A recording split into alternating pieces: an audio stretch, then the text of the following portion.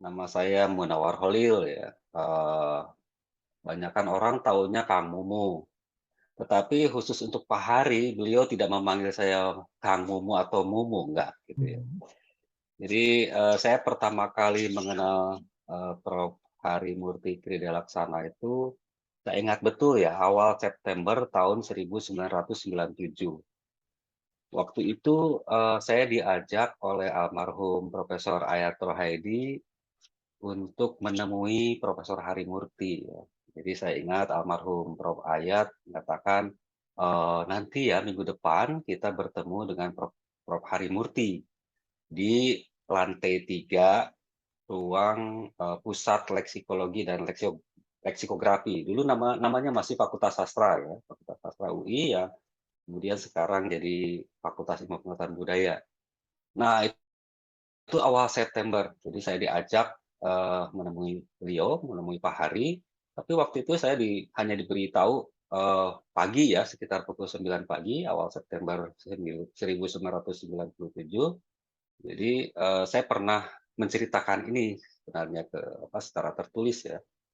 Jadi saya deg-degan karena waktu itu saya baru sekitar 3 tahun setengah ya di UI ya, di Fakultas Sastra membantu almarhum Profesor Ayat. Jadi saya sering mendengar nama dan juga membaca karya-karya Prof. Harimurti, tetapi saya tidak pernah bertemu juga. Jadi wajah beliau itu hanya pernah selintas saya lihat dan saya dalam pikiran saya, wah ini, menakutkan ya buat saya karena orangnya kan, berwibawa, kemudian wajahnya kan serius gitu dengan kacamata tebal. Jadi ketika pertama kali saya harus ya menemui beliau, sudah di depan pintu ruangan Pusat Leksikologi Leksikografi, awal September 97 itu, saya masih ragu-ragu ini saya berani apa tidak gitu. Kemudian saya mengetuk pintu, dan saya masih coba mendengar ya, apakah ada jawaban dari dalam atau tidak gitu. Karena saya merasa yang saya ingat kan hanya Prof. Ayat ya, Prof. Hari sama sekali saya belum kenal. Kemudian ada jawaban dari dalam, yang pasti bukan suara Prof. Ayat, ternyata itu suara Prof. Hari Murti, jadi saya masuk, melihat beliau pertama kali secara langsung dan disuruh duduk, gitu ya, "Silakan duduk ini ya, namanya Munawar." Ya, dia duduk dan kemudian dijelaskan lah kira-kira, tugas saya waktu itu dengan Pak Made Suparta ya, diminta untuk mengelola, newsletter atau lembaran berita kata yang akan diterbitkan oleh Pusat Leksikologi dan Leksikografi pada tahun 97 itu ya. Jadi itu terbit, setahun 2 kali, April dan Oktober seingat saya, dan Prof. Hari yang mengatakan bahwa ini Pusat Leksikologi dan Leksikografi ini limpahan ya dari proyek di Belanda yang kemudian diserahkan ke Indonesia di Fakultas Sastra UI, dan menurut beliau ya harus ada media untuk menyampaikan informasi kegiatan-kegiatan apa yang dilakukan oleh Pusat Leksikologi Leksikografi gitu. Nah, medianya itulah yang akan dibuat, yaitu newsletter atau lembaran berita namanya Kata. Nah, saya ditugasi untuk mengurus itulah dengan Pak Made ya. Waktu itu saya datang sendiri, Pak Made nggak bisa. Jadi saya diminta untuk, silakan Saudara Munawar mengerjakan ini, tetapi ya harus siap untuk tidak dibayar gitu. Saya masih ingat betul ya. Terus saya mengatakan, "Wah, saya sudah diberi kepercayaan aja, sudah berterima kasih, yang penting Bapak ya, Pak Hari, percaya pada kami berdua," ya, yang mewakili Pak Made waktu itu, untuk mengelola itu. Dan itulah sebenarnya pertemuan pertama yang menurut saya satu sisi mendebarkan, sisi yang lain saya sangat senang ya, karena kemudian saya merasa setelah itu dibolehkan kapan saja untuk berada di pusat leksikologi, kemudian belajar kepada beliau. Jadi saya tidak tahu apa-apa karena S1 saya di Unpad ya, itu kan bidangnya sastra ya, sastra modern. Jadi, saya tertarik dari dulu tentang linguistik, tetapi, karena skripsi saya tentang sastra modern, saya tidak tahu harus belajar kepada siapa. Jadi ini satu kesempatan emas, jadi satu sisi mendebarkan, tapi sisi yang lain saya sangat gembira karena bisa belajar langsung pada salah seorang begawan lah, begawan linguistik terkenal di Indonesia.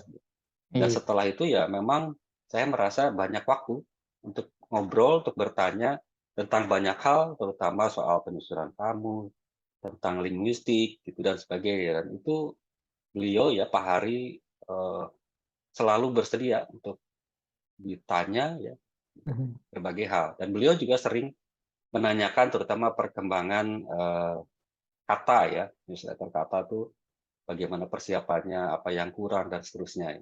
Mhm. Itu sih yang saya ingat ya, perkenalan pertama yang mengesankan dan sampai saya masih merasa deg-degan kalau ini sekarang udah berubah ya, Fakultas Sastra di lantai 3 gedung 3 ini kan sudah berubah. Nah, Iya, dulu itu kalau ke atas tuh saya masih merasa deg-degan, luar itu biasa seru ya. ya. Baru ketemu langsung dapat kerjaan gitu, Kang Mumu. Iya, dan buat saya itu pekerjaan ya buat saya, sesuatu yang sangat menantang ya. Iya. Bukan buat saya bukan halangan, tapi Mhm. tantangan. Meskipun itu, bidang linguistik bukan bidang yang saya tekuni, tapi kemudian saya banyak belajar ya, Mhm. saya banyak baca juga buku linguistik dan saya punya kesempatan yang sangat luas, kapan pun itu kalau Pak Hari sedang ada di pusat leksikologi, saya bisa banyak bertanya dan itu saya bilang suatu kesempatan emas ya, yang langka juga untuk siapapun gitu. Ya, Itu yang mungkin membuat beberapa orang mahasiswa S2, S3 linguistik waktu itu menganggap saya itu asistennya Pak Hari karena sering bareng ya. oh iyalah. Ya saya ya mendapat itu yang gratis ya Iya, selama lumayan sekian tahun yang agak panjang gitu ya. ya kesempatan emas sekali ya bisa bekerja sama langsung gitu ya di bawah, Prof. Harimurti. Eee, Waktu Iya, awal iya. ketemu itu ada kira-kira dites dulu nggak Kang Mumu? Deg-degan takut dites atau bagaimana? Enggak sih, saya yang terpikir itu bukan dites ya, tapi mungkin sosoknya ya. Jadi karena seringkali kita kan menilai dari sosok, dari tampilan gitu ya. Mhm. Kalau dari sosok atau tampilannya kan buat saya agak tanda petik menyeramkan ya. Takut juga dia orang yang sangat serius dan dulu katanya mengajar ini yang terkait dengan wajib militer dan segala macam. Informasi yang belum tentu benar ya, tetapi itu saja sih ketakutannya. Tetapi saya memang senang ya, senang pada bidang linguistik ya, tapi ya lebih belajar sendiri, baca-baca dan kebetulan juga almarhum Prof. Ayat Rohaidi juga kan S3-nya bidang linguistik juga, gitu. Jadi saya sering berdiskusi dengan beliau. Nah, sekarang punya kesempatan emas juga bisa belajar pada linguis yang lain juga dan saya selalu membaca rujukan kamus linguistik itu ya salah satu yang sangat populer dan jadi rujukan utama kan Kamus Linguistik karya Prof. Harimurti gitu. Iya. Jadi buat saya itu aja sih, nggak ada merasa takut dites, nggak. Kalau itu nggak, saya menempatkan diri pada posisi yang menjadi pembelajar ya. Ya mau belajar apapun, disuruh apapun gitu. Itu aja sih. Iya, selama bergaul gitu ya dengan Prof. Harmurti, Mhm. ada satu cerita yang menarik nggak yang bisa dibagikan gini dengan, rekan-rekan yang lain Ya, yang sebenarnya ada menggelitik gitu beberapa ya, ya. yang menggelitik Kenapa? kata itu? Ya, waktu itu saya ingat betul ya, setelah, newsletter atau lembaran berita kata itu akan diterbitkan, saya membaca ini sangat serius semua gitu. Memang sih harus serius kan gitu, ada berita, ada artikel-artikel ilmiah ya terkait dengan bahasa. Nah, waktu itu saya terpikir kenapa ya nggak ada satu rubrik kecil yang berkaitan dengan kata ya, dengan bahasa. Mungkin itu jangan terlalu ilmiah lah, tanda petik jangan terlalu ilmiah, tapi berdasarkan pengalaman kehidupan sehari-hari karena dalam perjalanan saya ke mana-mana itu seringkali ada pengertian atau kesalahpahaman dalam memahami satu kata gitu dan kebetulan kan newsletter-nya namanya Kata gitu dan saya menyampaikan gagasan itu kepada Prof. Hari ya, Prof. Hari Murti, kenapa nggak ada satu rubrik berkaitan dengan pengalaman real ya, pengalaman nyata seseorang gitu ketika melakukan komunikasi terjadi kesalahpahaman karena kata tersebut berbeda arti atau berbeda makna karena memang beda bahasa, bahasa daerah atau dengan bahasa asing dan seterusnya. Dan Prof. Hari menyatakan setuju, "Udah kamu pikir apa kira-kira rubrik itu?" Nah, saya mengusulkan rubrik namanya gelitik ya. Terus beliau tanya ya, Pak Hari tanya, "Ini kenapa namanya gelitik?" Ya saya pikir mungkin ini pengalaman-pengalaman sederhana terkait kata itu bisa menggelitik orang untuk, harus juga cermat berbahasa karena penggunaan kata yang salah karena konteksnya berbeda, misalnya berbeda bahasa, berbeda budaya, itu bisa salah tafsir. Dan itu yang kemudian, buat saya jadi pengalaman yang menyenangkan juga karena meskipun lebih banyak kalau mengurus kata itu ya memang harus siap untuk tidak berpikir soal materi ya, soal bayaran dan sebagainya gitu. Tapi saya mendapatkan apresiasi yang beberapa kali ya bertemu dengan setelah berapa tahun, gelitik itu selalu ada di tiap terbitan dan sebagian besar saya mengisi bagian rubrik itu, rubrik gelitik. Itu saya bertemu dengan beberapa pembaca gelitik ya, pembaca kata dari beberapa negara, bahkan misal dari Malaysia, dari Brunei. Ketika bertemu dan menanyakan nama saya, terus mengatakan, "Oh ini ya yang suka nulis gelitik ya?" Saya pikir sudah tua gitu. Ternyata waktu itu saya masih muda ya, Mas Ari, tidak seperti sekarang. Nah itu Nih, ya saya pikir, penghargaan itu dan Pak Hari senang betul dengan, ada rubrik itu dan beliau akhirnya sekian tahun kemudian, saya ingat sekitar tahun 2000-an, Pak Hari Murti menjadi rektor di Atmajaya, saya sering diminta datang ya ke mhm, rektorat, ke tempat beliau, kadang-kadang hanya untuk meminta saya tuh, eee, beliau memanggil saya Munawar ya. mmm, Jadi beda dari yang lain tuh Kang Momo atau Pak Momo, mhm, Pak Hari sendiri yang menyebut saya, "Munawar sini, ada cerita nggak yang lucu biar saya nggak terlalu pusing?" Nah, saya suka cerita-cerita itu, dan sambil minum kopi atau teh gitu ya. Dan saya hanya mendengar, melihat ya respon Pak Hari Murti, tertawa lepas dan sebagainya.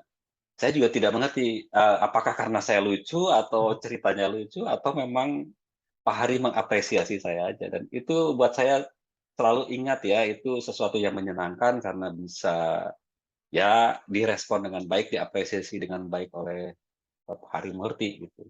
Iya, Itu yang selalu saya ingat ya. iya, luar biasa ya, Kang Momo ya. Misalnya, punya idola terus kita bisa jadi dekat dengan idola, jadi bagian Iya dari iya, betul beliau betul ya. betul betul. Untuk, newsletter Kata sendiri itu materinya dari mana saja Kang Momo ya? Lalu kemudian, distribusinya gimana sih kalau kita boleh tahu nih? Sehingga bisa Ya kalau bisa jatuh ke heeh, pembaca yang dari luar negeri itu, wah gimana tuh caranya gitu? Apakah sudah pakai internet atau iya, bagaimana? ya waktu itu pengelolaan kata, sebagian besar didistribusikan itu lewat pos ya, lewat pos. Mhm, Kalau yang luar negeri kita mengirimkan lewat email. Jadi itu dibuat dalam bentuk PDF dan didistribusikan melalui email. Makanya bisa sampai ke Belanda, mmm, kemudian ke Malaysia, Brunei itu yang lumayan banyak ya. Dan kalau ada acara, misalnya PLL menyelenggarakan seminar atau simposium psikologi gitu, jadi itu dibagikan ya secara gratis gitu. Jadi dari situ menyebar karena beberapa kali seminar internasional kan pesertanya dari berbagai negara. Nah itu sih memang dulu yang jadi masalah juga soal biaya pengiriman ya. Jadi ongkir ya, iya, ongkos kirim itu lumayan mahal, sehingga terkendala gitu. Jumlahnya seingat saya dicetak paling 200 mmm, eksemplar, paling banyak gitu ya. Jadi dulu minimal kita targetkan sebenarnya setiap terbit newsletter Kata itu 16 halaman. mmm, Tapi kemudian mencari penulis yang mau menulis dan tidak dibayar, sebenarnya mmm, memang tidak iya, dibayar ya, itu sulit. Sehingga kadang-kadang kalau tidak 16 minimal pernah juga, saya lupa ya berapa kali itu hanya 8 halaman. Nah itu penulisnya kita, menjaring sebenarnya dari, fakultas dulu ya, dosen-dosen linguistik gitu. Jadi ada beberapa ya penulis yang selalu kita minta. Misalnya yang saya ingat kalau tentang Thailand, karena waktu itu bahasa Thailand kan diajarkan ya di FIB ya, mata kuliah. Saya lupa mata kuliah pilihan atau apa, bekerja sama dengan apa, dengan, kedutaan ya, kedutaan Thailand. Itu Pak Letmiros. Pak Iya, Letmiros itu Pak beberapa kali Miros ya. menulis tentang masa Thailand. Ya, itu. Kemudian Pak Lili Suratminto, itu Iya. kaitannya dengan bahasa Portugis lah gitu, kemudian bahasa Belanda Hmm. dan seterusnya. Kemudian Bu Hermina Sutami ya, Prof. Hermin, Mhm. juga sering kita minta dan beliau yang biasanya selalu siap ya. Kalau Hmm. misalnya ini kurang, nah pasti minta Prof. Hermin dan suka ada persediaan. Nah, gelitik yang memang agak sulit biasanya dan jadi saya selalu setiap pergi kemanapun berusaha mengingat ya, mencermati hal-hal yang menarik berdasar pengalaman. Nah, saya selalu punya ini, apa, cadangan lah, seperti bank tulisan untuk kata gitu ya, khusus tapi gelitik gitu. Karena kalau yang lain-lain relatif biasanya dari dosen-dosen prodi lain. Nah, kemudian biasanya juga Bu Hermin dan Pak Hari mengontak secara pribadi, para penulis dari luar negeri gitu. Wah, luar Itu biasa yang ya. saya ingat sih, Mhm. soal pengelolaan itu. Iya, memang luar biasa ya. Dulu pencapaiannya sudah seperti itu dan untuk bisa ada lagi tuh butuh kerjasama yang eh, baik gitu ya. Dan juga tidak Ya, dibayar, ya. tidak dibayar. Mungkin sekarang bisa buat isi BKD gitu, Kang Momo. Ya, saya kira bisa Iya. bisa. Saya kira bisa kan BKD, Hmm. untuk terbitan apa, populer ya. Iya, benar. Nah, cuma memang mengelola mengelola newsletter ataupun jurnal gitu, sama aja menurut saya jurnal Hmm. dan, apa namanya, newsletter maupun jurnal memang beda levelnya, tetapi Mhm. harus ada minimal satu atau 2 orang yang siap ya, selalu siap, Benar. ya dan bagaimana mau memupuk apa, Mhm. motivasi untuk harus, Mhm. ini harus gitu, targetnya harus gitu. Karena kalau tidak ada yang mengawal, sulit gitu. Mhm. Karena ini saya sih waktu itu memang tidak berpikir soal finansial ya, ini bahkan itu pasti Mhm. nggak akan. Mhm. Tapi saya malah memang merasa tertantang untuk, fokus ya dan saya banyak belajar sebenarnya. Jadi terkait bahasa misalnya kan, nanti itu ada diskusi terakhir dengan Prof. Hari kan. Mhm. Misalnya soal editing ini sudah benar atau Mhm. salah, kalau Mhm. misalnya perlu diperbaiki kenapa ini, dan itu di situ buat saya itu yang tidak tidak bisa digantikan dengan uang atau bayaran berapapun gitu. Itu buat saya lebih menyenangkan ya dibanding cuma dibayar berapa juta pun ya. Karena langsung dapat ilmu secara langsung dari Pak Hari itu, Prof. Hari, itu langsung kan. Iya. Memeriksa ini, kemudian, "Ini loh, kenapa ini kurang? Oh, kalau penyusunan kamus nggak bisa begini," dan seterusnya. Itu hal-hal rinci yang mungkin hanya ada di kelas S2, S3 gitu ya, Mhm. dan saya tidak perlu harus masuk kuliah secara formal, tapi langsung dengan beliau, seringkali berdua atau bertiga gitu, atau berempat. Itu sering gitu. Terakhirnya sering saya berdua dengan Prof. Hari, terakhir ya sebelum misalnya diedarkan atau sebelum dicetak itu dengan Prof. Hari atau Prof. Hermi, kayak gitu. Jadi, buat saya itu jauh lebih, apa ya, saya merasa itu investasi jangka panjang saya, dapat pengetahuan, dapat pengalaman bersama orang-orang hebat, terutama ya Prof. Hari, gitu. Iya. Ya kapan lagi Iya, gitu memang. kan. Yang lain cuma baca buku, Kang Mu bisa berdiskusi langsung ya dengan beliau ya, dan dapat menyerap banyak ilmu. Oke, bisa satu pertanyaan lagi Kang Mumu? Sebelum Kang Mumu nih ada aktivitas lain ya, sebentar Ya, lagi ya. Oke, ada nggak sih, Prof. Hari itu punya, satu cita-cita gitu yang beliau sempat sampaikan ke Kang Mumu? ya, banyak hal sebenarnya yang dibicarakan ya, terutama setelah beliau menjadi rektor, itu saya seringkali, ditelepon dulu ya sehari Mhm. sebelumnya.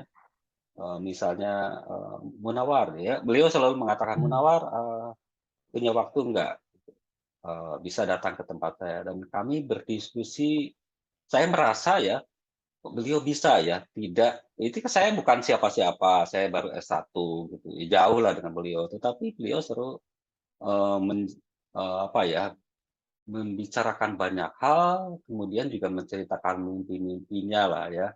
Ingin misalnya, membuat satu kamus besar bahasa Indonesia yang bisa lebih rinci, ya lebih menyeluruh.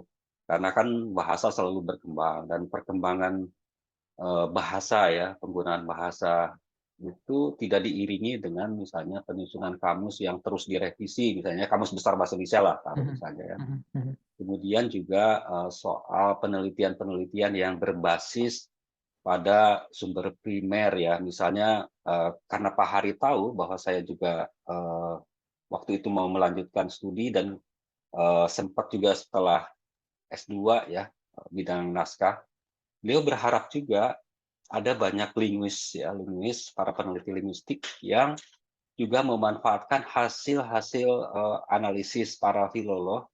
Jadi misalnya untuk perkembangan bahasa Indonesia, perkembangan bahasa Jawa, itu berbasiskan pada sumber data primer yang sudah dikerjakan para filolog gitu. Mhm. Dan beliau kan waktu itu juga sempat ya, waktu saya ingat betul, saya tahunnya lupa ya, 2001 atau 2002, beliau mau presentasi di Universitas Utrecht ya di Belanda, beliau meminta saya untuk bisa nggak membantu saya mencari data ini ya, misalnya dari buku latar, kemudian dari majalah dan sebagainya. Kemudian saya dalam proses itu saya bantu ya mencari data dan saya banyak bertanya juga bagaimana cara mengolah ini dan itu. Dan waktu itu juga 2002, saya sempat, diminta beliau untuk, ke Dewan Bahasa dan Pustaka Malaysia, dan pulang dari sana saya menjelaskan bahwa mereka itu sudah punya, kalau sekarang ya big data ya, jadi Mmm, korpus besar, fokus. eee, yang bersumber dari semua majalah, koran, manuskrip Melayu dan sebagainya. Itu waktu itu sudah sekian juta ya, itu Mmm, tahun 2022 tahun 2002 ya, mhm, apalagi sekarang iya, 2022. Dan beliau mengatakan, "Kita nih belum punya," gitu. "Kapan ya," gitu, PLL gitu, atau kita di FIB punya database untuk itu ya, nanti bisa digunakan untuk para, ya calon S1 atau S2, S3, para doktor kita yang menggunakan sumber-sumber itu berdasarkan data korpus yang besar itu, mhm, dan harusnya memang terencana gitu ya dalam 1, 2, 5 tahun ke depan datanya seperti apa, dari mana dulu 10 tahun ke depan itu. Dan itu kan terkait soal perencanaan bahasa yang saya kira nggak tahu ya, mhm, sekarang perkembangannya seperti apa. Dulu seingat saya ketika Mas Toto juga karena dekat ya, pulang dari Jepang itu juga mau mengembangkan itu ya data korpus itu, tapi saya nggak tahu perkembangannya. Dan Pak Hari itu dulu ya itu, jadi jauh sebelumnya udah, mengatakan mimpi-mimpinya lah beberapa hal, itu salah satu yang diharapkan beliau sih, tetapi ya saya tidak tahu ya, sekarang seperti apa perkembangannya karena saya lebih fokusnya ke bidang lain. sangat Itu visioner ya Mas beliau ya. Rey ya. Iya. Iya iya iya, betul.